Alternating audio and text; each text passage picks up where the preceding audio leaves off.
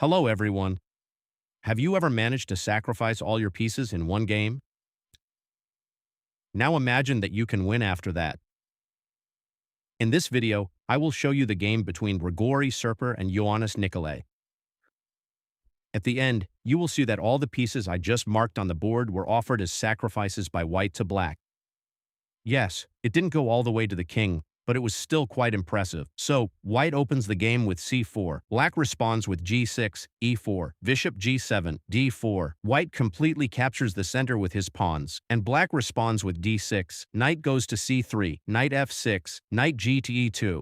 Black moves his knight up, takes a little time with castling, white's knight goes to g3.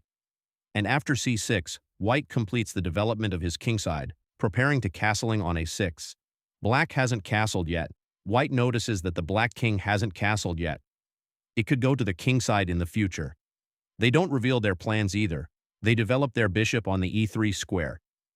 And after the move h5, black reveals their plans. And their plans, apparently, are Napoleonic. As we see, black is now playing on both the kingside and the queenside. That is, black is deciding to play all over the board. But this doesn't always lead to success. So, white moves f3, strengthening their central pawn on e4. And black responds with a blow to the queenside with b5. White doesn't exchange on b5, but moves c5, fixing the black pawn on c6. Black captures on c5, and after capturing on c5, the black pawn moves to c7. Castling in h4.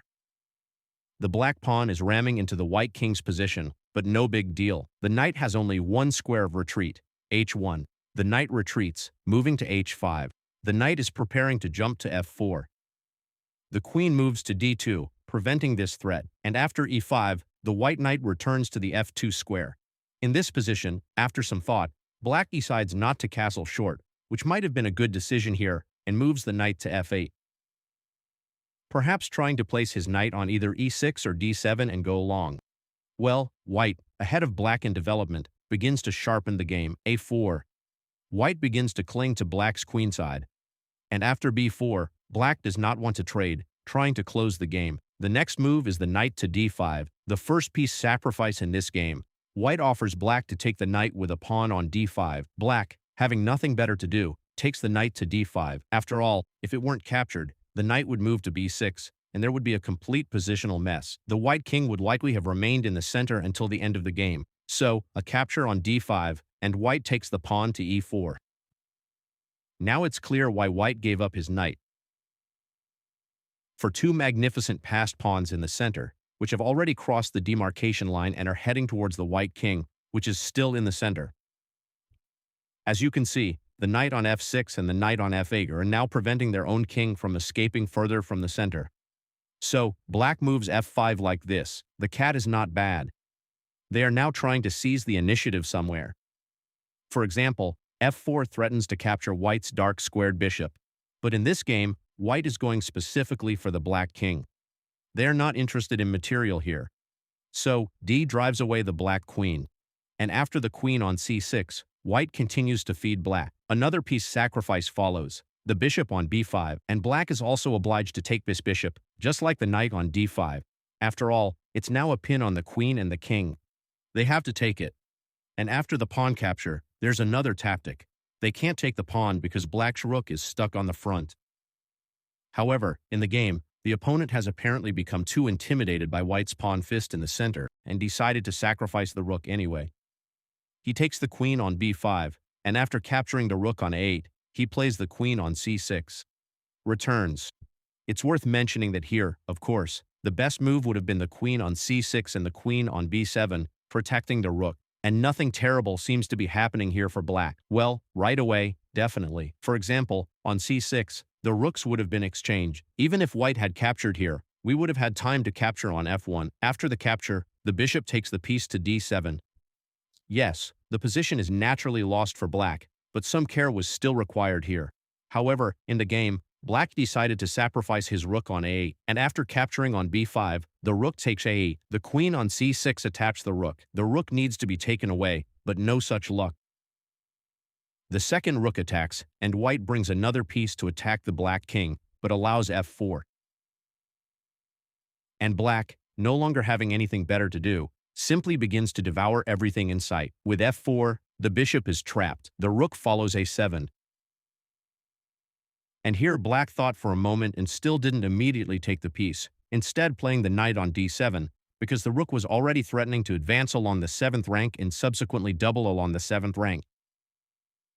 Well, white continues to press their line and fill black's stomach. They give up another piece, the rook on c8. After a check on c8, they have to take. The next move is queen on d5. White once again leaves another piece under attack, but their target is the black king.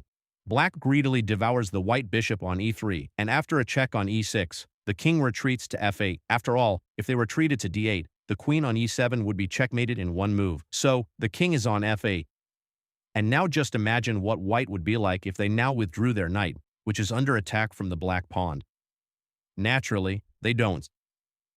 They take the knight on d7, and after taking and check on f2, the black king calmly retreats to f1, without even taking that pawn.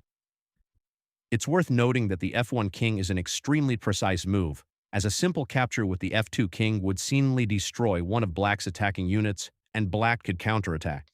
And here white is in big trouble. They'll likely simply lose this game. The e2 king forks the king and the knight and the queen. And if the king retreats to either e1 or f1, the queen activates, captures the pawn, and black will eventually be the one to checkmate the white king. Therefore, after the f1 king, a simple retreat is necessary. Here, any checks on a6 don't worry us, because in that case, we'll simply capture that pawn. There are no more checks here, and white threatens to checkmate the black king in one move. Black makes only one move to avoid checkmating on f7. They offer a queen exchange. But what other queen exchange? White still has at least two pieces left to sacrifice. So, Wladin sacrifices f7. White continues to pack black with material. Black takes, so he has to take. Queen on c8, check. Queen on e8, we propose another exchange. White agrees to this exchange, but on his own terms from d7, defending his queen on c8 and attacking the black queen. Naturally, no one will take on c8. In this case, white will promote another queen. Black is forced to retreat his king to f7 to bring his rook into play. After the capture, we reach the following position, where black has three pieces for the white queen. It would seem to be full compensation, but it is not so. Black has a very strong passed pawn on c5. Check follows on b7, the rook on e7, blocking the check, and white fulfills his dream. They sacrifice their last piece, well, except for the king, which remained on the board with the move c6, offering their queen as a sacrifice. Black declined his sacrifice, since in that case, after the capture, white would inevitably place another queen on the square v8. There is no way to defend against this threat, so the next move is e, where black tries to break through their trump card, which is still on f2. And after the move e2, check, for example, a capture on f2 would be followed by checkmate, queen e1. White has noticed this threat, but it doesn't faze them at all. The next move is c. The white pawn is one move away from being promoted to a queen. Black queens his pawn.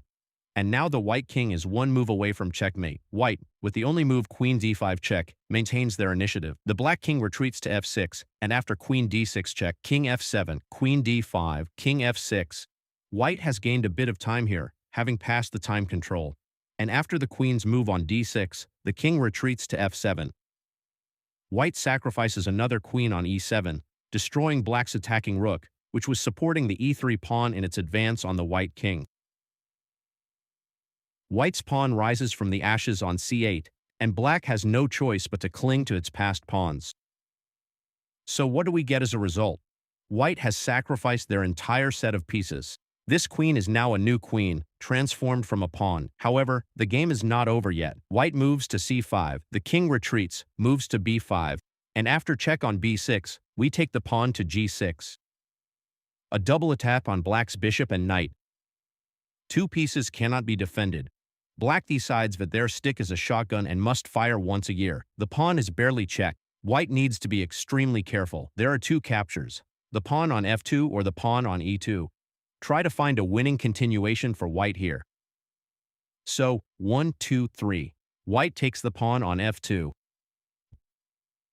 And the whole point is that taking the pawn on e2 would have been followed by a very tricky fork with black's knight on the clean m-king. In case of taking on f2, we take here, and black has a winning position. White didn't miss this, so he took the pawn on f2. But black still continues to throw his sticks around. The bishop moves to e3. Now black starts sacrificing pieces. But white doesn't like the black pieces at all. He retreats to e1. Black simply resigned in this position. Of course, this bishop shouldn't have been taken. In that case, black would have moved another queen to e1. Well, for example, if the king takes on u2, it's the same old fork against white's king and queen. The final position after the king's move is u1. Why did black resign? After all, they seem to have the knight to move to f4. Black has no compensation for the white queen. 2 pieces aren't enough.